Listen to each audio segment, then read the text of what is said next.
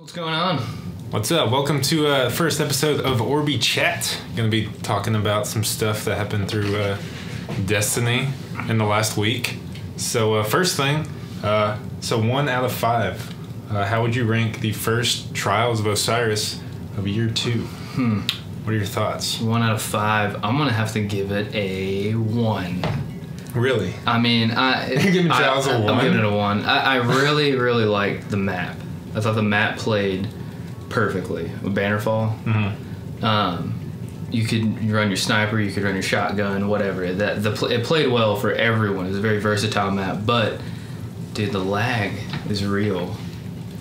Or real lag bad. or intentional lag Yeah. or cheating. Yeah. I mean, what did we get? We hit We were 6-0, 7-0. We only got to play with the last night from being out of town, but 6-0 or 7-0 on a card, and we're like, within an hour of it finishing, or like the reset, and then all of a sudden, with like this one guy's in there just skating across the map, like he's literally teleporting. He was calling it was a Stanky Tuna was calling it. He was like, this guy's teleporting. Like I shot him 3 times in the face without him taking damage one time. Yeah, dude, just bullshit like that. Like he wasn't taking damage, and he was having all the kills. Like you're cheating. Yeah. So you're giving it a 1. I'll give it a 2 because I like the map. Okay. With the gameplay overall, I wouldn't. I was gonna give it a 3.5. 1 because you're spot on. The map, that's one of my favorite new maps, I think. Bannerfall is awesome. You can play it however you want. It's got range areas, or you can play it close quarters. It's just a good map. So I really like that as a Trials map. But yeah, the lag was bad. And then we heard of people kind of like trying to cheat the system of when. You know how if you're 8-0, you're supposed to get matched up with teams who are 8-0. Yeah, basically. But people are starting with a new party leader who only has 1 win, and then carrying people who are 8-0. I was like, dude, people are already exploiting the system just to try and get to the lighthouse. Like that's not what it's about. Yeah, people found out whoever was the host, they went off their card. Yeah. So yeah, they would put it on a host who was just starting a fresh card. Yeah, it's smart, but it's an exploit, and I'm just like, why? Then again, it's not going talent based, but also when you get down to the wire at the end is when you're the most focused and stuff. So it kind of changes the gameplay. Yeah, but yeah, and then that one game we had, we were I think 6-0 or 7-0.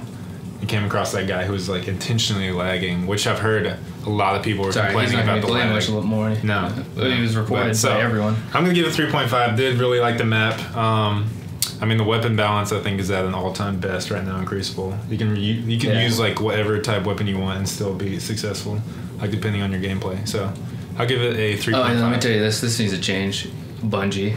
The fucking to buy the boons, you have to do it before. Oh my god.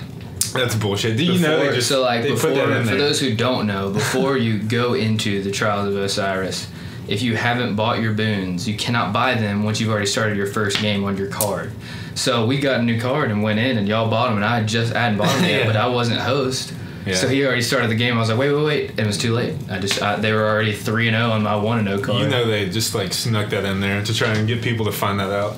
Dude, we messed it up. I didn't even when I first heard that, I was like, that's pretty cool. I don't have to go back to the tower. Then I realized this is the worst idea ever. Yeah, I didn't like it. Okay, all right. I love Trials. I had a great time playing it. I love Trials too. It's gonna improve. It's gonna improve once they get all these cheaters out of the way, and then I hope they come out with a strong map next week. Here's what's gonna happen too: is Cosmo's gonna hear about this. So he's gonna watch this video. He's watching this video right now, and he's gonna. What's up, Cosmo? What's up, man? I think my name in your phone is Cosmo. It still is, yeah. Anyways, that's besides the point. But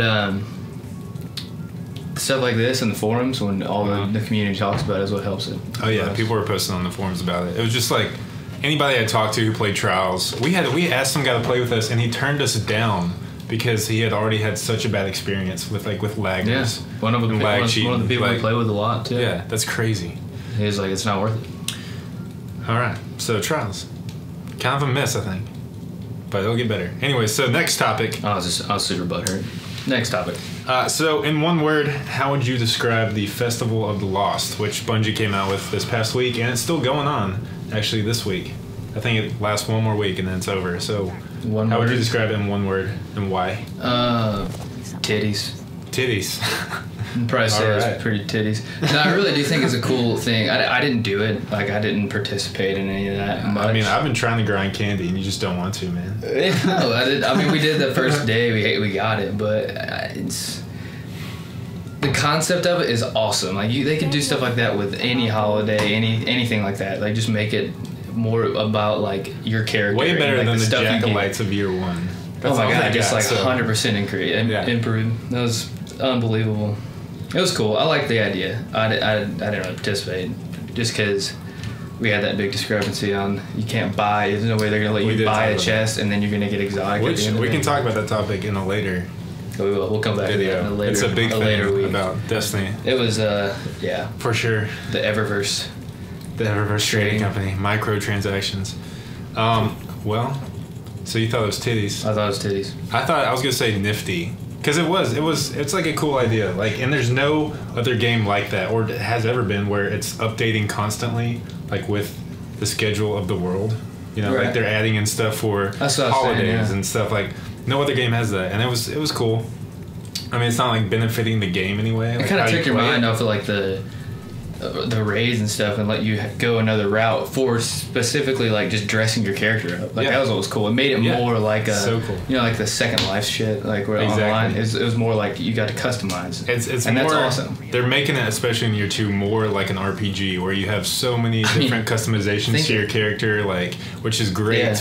Because remember in year 1 we'd run around and everyone had the Vault of Glass gear. That was it. And if you wanted to be the highest level, it was Vault of Glass. And now you can wear whatever you want, pretty much. Yeah, it's really cool. So cool idea. Definitely, I think kept things fresh, so which is good. Nifty titties. Nifty titties is how we would describe the Festival of the Lost. Last thing, real quick. So thoughts now that the hard raid has been out for 2 weeks, week and a half. I don't know. I think it'll be 2 weeks. It was October 19th or something like that. Yeah, so close. What are your thoughts on it? I mean, like, too hard, too easy, different parts, or Dude, I love it. It's a lot of fun. It's really hard. We were talking about it last night, actually. It's really hard to compare it to the Vault of Glass. Comparing it to... Because we did get into that discussion last night. Which one's better. Right, comparing it to Crota, I mean, it's like heaven and hell, you know what I'm saying? Like, just complete opposite spectrum. Yeah, like... Doesn't even belong in the same sentence. But so the Vault of Glass was awesome, all teamwork oriented.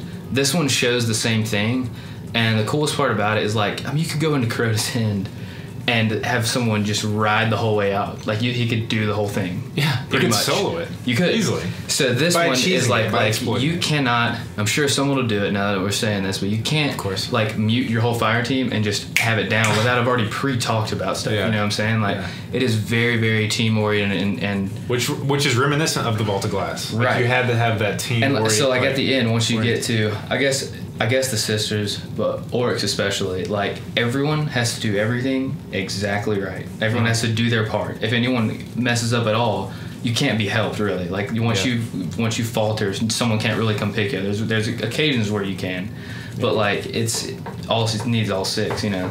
Definitely. For the hard rating at least. But they beat it with 3.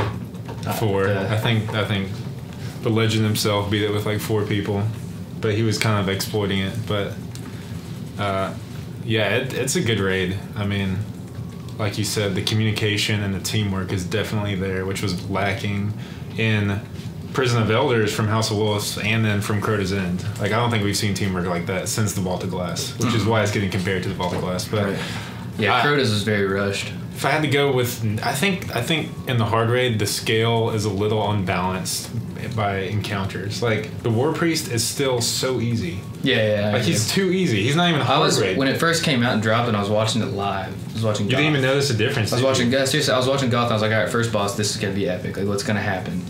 And there's nothing. Like it was nearly nothing. Like, I mean, if you go to certain sides, they get bombs or something. Like it didn't change enough for me to be like, oh no, dude, that's part's gonna be hard. It doesn't happen until like the sisters. And like compare it to that where you get to the sisters and then the Oryx where every single person like can't even misstep or the whole team's wiped. Like so, I think the scale is just a little unbalanced toward that. I mean, even Goldenrod, we still did the one. I didn't think we'd be able to do one. So easy. I thought they would make that go away. To where you had to do it. We literally had it down to like he was down to like 20% health, and we only had 2 people left, and they closed it out. Yeah. Like, That was epic. That was a lot of fun to play that on that one. So that's all I have to say about it, pretty much. Just that I thought the balance of difficulty could be a little more even across the whole raid. Like the Vault of Glass of Hard, like when you went, I know we were way lower levels then, but like from start to finish, the complexes to Atheon is just like intensely hard the whole time. Oh yeah. Like the hard raid's not really hard until you get to the sisters. Even then, the sisters complex aren't bad. in Atheon, those like the hardest like the hardest part. Yeah. And you get nothing from it. That's why people are always looking for checkpoints. But I need the complex checkpoint. Yeah. No, it was great job though on Oryx. I do think it's a great raid. It's a lot of fun to play. Yeah, so those are our thoughts for this week, and the clip of the week is actually what you mentioned. I was going to show them the two-man clutch by some of our teammates. Oh yeah. Harold Nutt and Super Antigen kind of saved our asses on Golgoroth on the hard mode. So that'll be the clip of the week, and we will leave you with that now. Peace out. See you.